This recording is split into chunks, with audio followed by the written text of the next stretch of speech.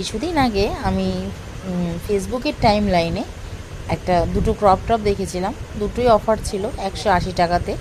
তো ভাবলাম পুজোতে তো এখনও কেনাকাটা হয়নি, তাহলে নিয়েই নিই।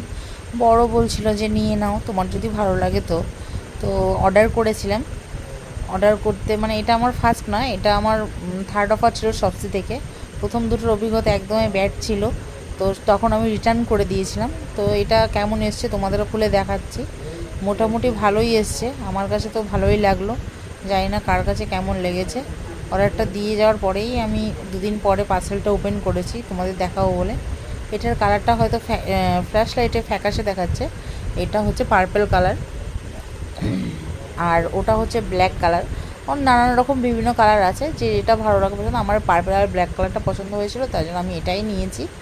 মোটামুটি রিভিউতে বলতে গেলে আমি 5 বা 6 দেবো। তোমাদের কেমন লেগেছে আমাকে কিন্তু অবশ্যই জানিও। কাপড়টাও মোটামুটি ভালোই এসছে, কোনো ড্যামেজ কিছুই নেই। তো ভালো লাগলে অবশ্যই লাইক আর একটা কমেন্ট দিয়ে শেয়ার করে পাশে থাকো।